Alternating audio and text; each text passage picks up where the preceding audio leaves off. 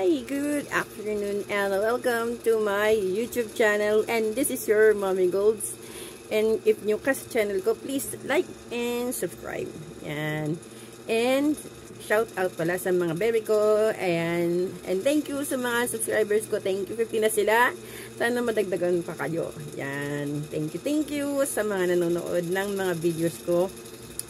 Sana continue lang yung panonood at sana may na nga natutunan kayo sa mga videos na sinishare ko dito. Yun. Tapos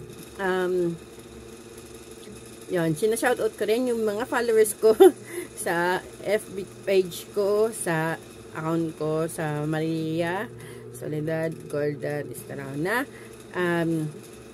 FB account ko, sana dumami pa yung mga followers ko. Ayan. Kasi doon ko sinishare yung mga ano ko doon, yung mga videos ko dito, doon sinishare ko rin doon. Yun. Tapos, bakit pa tayo nag-live? Kasi ganito. Naalala nyo, yung mga pinost ako dito ng mga red flag. Yan. Ito, dagdagan ko lang din. Yung mga red flag. Additional red flag to. Kasi kailangan nyo tong, alam ko dapat kailangan nyo tong malaman or ma-distinguish. O kailangan, alam ko na experience nyo rin to sa mga tao na nakakahalubilo nyo. Yan, lalo na sa mga relationship. Ito kasi na-experience ko sa mga ex, hindi sa ex, sa mga naligaw, o nagparamdam, basta yun. Mga lalaki na nakilala ko, ganyan. Tsaka yung mga kwento rin ng mga ibang tao sa akin. Yung mga kunento siya nga sinare lang sa akin. Ito yung isa sa mga red flag. Yan. Tapos na-experience na ba? Na-experience na ba sa mga may ex kayo? Tapos pag natanong niyo yung ex nyo, kung kasi lalo na pag wala lang, nagtanong lang kayo, wala, nagkakita kayo, ay nagtanong lang kayo, basta may nagtanong lang kayo na kung may bago na ba sila. Yan. Kung may bago na ba sila, hindi din nila, diba? Sabi nila wala. Ang dami kong na-experience na ganyan, nagtataka ako sa kanila. Kasi ako ganito, sa mga ex ko kasi, pag napatawad ko naman na kasi sila, pag kinausap nila ako, nakausapin ko. Hindi ibig sabihin na i-entertain ko sila. Yung, kasi iba yung naipag-flirt eh. Ako kasi, hindi rin ko sasabi na open ako sa kanila. Yung sa ano lang. Kasi ako, hindi, yung pag maayos mo in-approach, maayos din ako kausap. Pag hindi ka, hindi mo ko ginalang or may ginawa ka sa akin. Halimbawa napatawan na kita. Di ba? For a long time napatawan na kita. Tapos biglang mo akong gagawin ulit. Yon. Hindi na talaga kita kausapin. Kasi parang kumbaga, pinatawan na kita eh. Diba? Parang, kung hindi na totally clean slate, pero pinatawan na kita. Para kasi ang pagkapatawan naman, kasi hindi naman yung para sa isang tao na yun sa taong gumawa ng kasalanan sa'yo eh. More on sa sarili yun. Peace of mind mo yun eh. So ako, ayoko nang din ng may mga baggage sa sarili ko. So, yun nga, balik tayo doon na, yun nga kinakausap. Minsan ina-approach ko pa sila. Ako naman, siyempre ayoko naman na nakakasagasa ako sa ibang tao na ayokong maging, kasi ako naging girlfriend din, diba? So, ayoko ng, yung pagbabaga, nakikipag-usap yung isang tao sa akin, nang hindi alam ng ibang tao, na current girlfriend, ganyan, na hindi nila alam. Tapos, yun nga sa akin, natawa lang ako kasi, dinideny nila yung mga girlfriend nila. Pero alam nyo, ako kasi, pag ako nagtanong, kung may na ako nyan, may idea na ako nyan, na meron. O kaya, kung hindi naman may idea, meron na akong hint nyan. Basta, alam ko meron na. May bago na. Hindi ako nagtatanong ng wala akong sagot. Ewan ko. Tapos, siyempre, ang nasa sa nila, kung masisinungaling sila sa akin. Di ba? Lalo na yung meron ako hindi kinausap, nagalit kong hindi kinausap dahil sa sa ganyang sitwasyon na tinanong ko kung sila ba, tapos dinideny niya yung babae. Yung babae mismo nagkikwento sa akin na sila yung parang, 'di ba? Yung ako nasasaktan para sa kapwa babae ko kasi alam ko sila Tapos i-deny niyo sa akin. Sabi ko, kasi ganda itong tumatakbo sa isip ko Unang-una, nagsinungaling siya, dininay niya. Naawa ako sa girl. Kasi, kung ako yung siya, masasaktan na ako kasi, bakit ako dinideny ng sarili kong jowa sa ibang tao, lalo na sa babae. Kasi ibig sabihin, pwede niya hindi lang sa akin sabihin, yung sa ibang babae din, pwede niyang gawin yun. Anong ibig sabihin? Inaano niya na single siya. Diba? Na wala siyang commitment. Kaya red flag yun. Tapos, pangalawa, sa akin, yung mismo sa akin, na bilang tao, hindi ko ba deserve ang malaman ng katotohanan, ba't kailangan mo magsinungaling sa akin? Yun. Doon ako na pag may nagsisinungaling sa akin, alam ko nagsisinungaling ka sa akin, parang doon ako nasasaktan sa part na hindi ko ba deserve malaman yung totoo. Yun. Kasi ikaw din ayaw mo may magsisinungaling sa'yo, parang nun, hindi ko ba deserve nang malaman yung totoo? Ganun ba ako kasamang tao sa'yo na hindi ko deserve malaman yung totoo, ba't kailangan mo pa magsinungaling sa akin? Yun. Tapos, at saka, anong purpose? Ba't kailangan mo i-deny sa akin? Yun. Nahihiya ka? Ba't mo siya? Nahihiya ka sa ang parte. Yun ang tanong doon. Saan parte ka nahihiya? Kaya nahihiya ka ba na may jowa ka? Yun, ba't ka anong kinahihiya mo doon sa pagdi-deny mo, doon sa jowa mo? O yung may nanililigawan ka or sa akin. Kasi, talaga, anong purpose? Anong intention, diba? Pinag-isapan na natin yun, yung mga tungkol sa intention. Anong intention ng lalaki na yun sa pagdi-deny sa akin? Yun. Yun ako yung bakit mo dinideny sa akin yung na may girlfriend ka? Diba? Ayaw mo lang ba malaman ng iba na iniisip mo ba i-chismis ko sa iba? At saka yung ko doon, nakipagrelasyon ka niya sa isang tao na yan, ba't mo siya ikahihiya? Diba?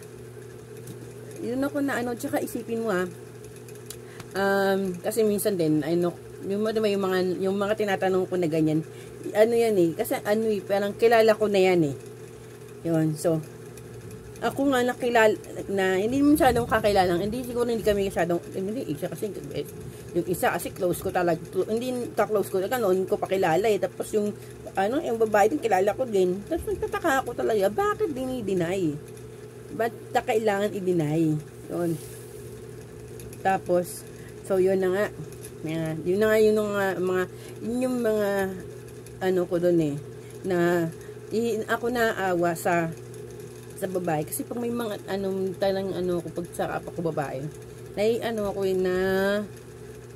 naaawa ko kasi naging rin ako naging girlfriend din ako yung part na yun yung naranasan kong maging girlfriend, at kung ako yung nasa sitwasyon niya hindi ako matutuwa doon na idinidinay ako ng sarili kong jowa. Kahit sabihin natin kahit nililigawan pa lang din ako, kunyari ako nililigawan mo tapos dinideny mo ako, yung nililigawan mo pa lang ako, dinideny mo na. Yung paano pa kaya ako naging jowa mo ko? Kaya mo i-deny sa ibang tao. Diba? Parang yun ang ko dun Pag nagawa mo sa akin, ginawa mo sa akin, hindi lang sa akin mo kaya sabihin, i-deny yung girlfriend mo. Sa ibang tao din kaya mo din siya i-deny. Diba? Yun lang ko. Tapos anong intention mo? Ba't hindi mo sasabihin sa akin na may girlfriend ka na? Tapos, yun? Diba? Yun. Tapos, pangalawang red flag. Yung nakikipag-flirt. Yun, yun nakikipag-flirt pa sa akin. Kahit may jowa na sila. Hindi man yung flirt na ano, yung parang ano lang, yung paano ba natin ilalagay itong flirt to?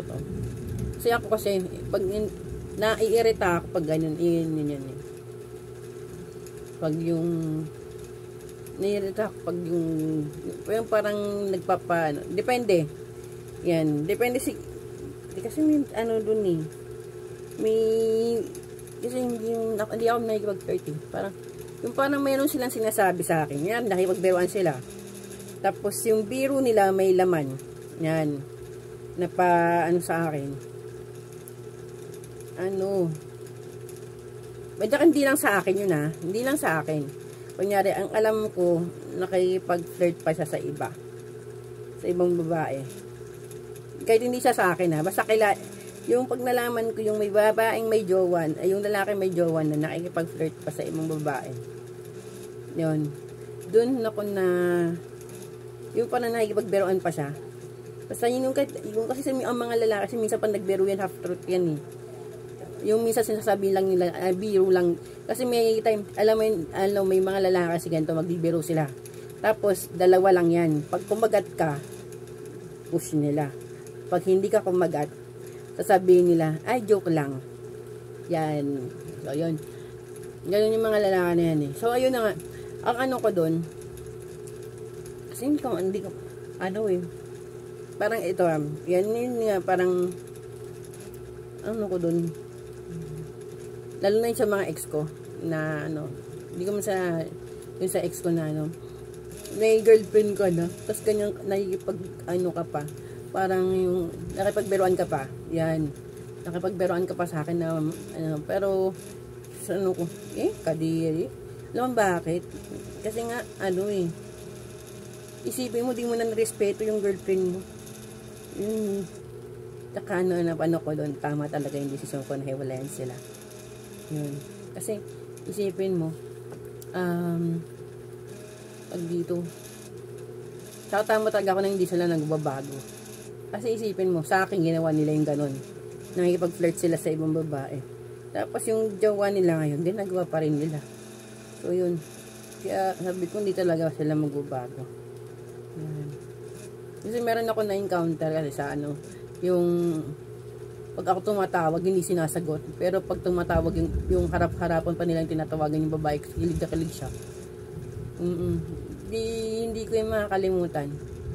Yung pag nung ano, pag ako tumatawag sa kanya, hindi niya sinasagot yung phone ko. Yung tawag, nakakailang tawag ako, hindi niya sinasagot.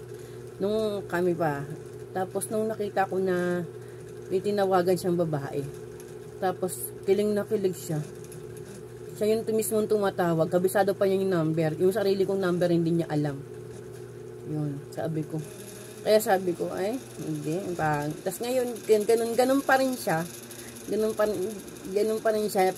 Pagka flirty pa rin siya. Ano, may mga ganun siya. Sabi ko, ay, tama yung desisyon ko na, ano. Tama, desisyon ko, eh. So, yun mga ang ingatan nyo. Kasi, ano sila eh, parang, yung, ano, tapos, yung, kasi lalo na yung, ano eh, yung hindi mo, ano kung hindi mo sila nakikita. So, din yun yung part na yun, eh. Doon ako sa part na, hindi nakikita ng current jowa, yung mga pinagagawa nila, di ba? Kasi ako yung nakakita, sabi ko sabi ko nga dun sa isa na yun, sabi ko sa kanya, ganyan susumbong kita. Sabi ko, parang isusumbong ko talaga siya. Kasi nga, parang, anong silbi mo? Okay? Anong silbi, anong ginagawaan mo? No? Jowa ka na, tapos ganyan ka pa. Diba? Ano sabi? Ay, ikis talaga.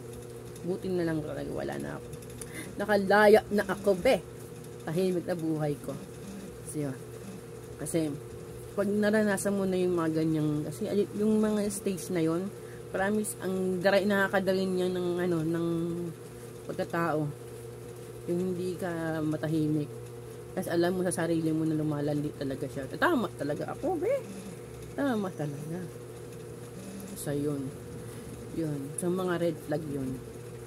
Doon talaga ako naaawa sa mga girlfriend na hindi, isipin nyo, hindi nila alam. Diba? Hindi nila alam na yung ano nila, yung jowa nila nalundi. Yung ang papansin, ang lalandi, ganyan. Okay?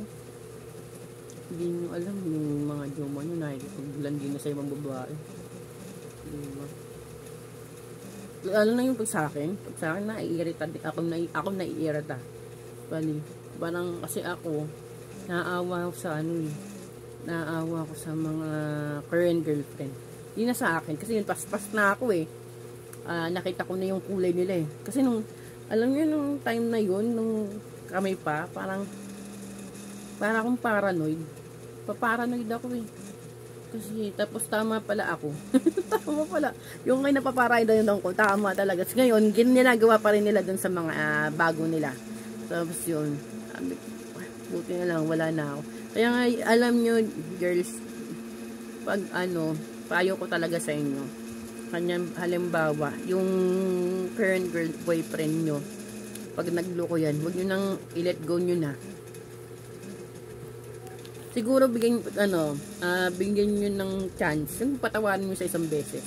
Pero pag pangalawang beses na huwag nyo nang, kasi hindi, ibig sabihin hindi yan talaga magbabago.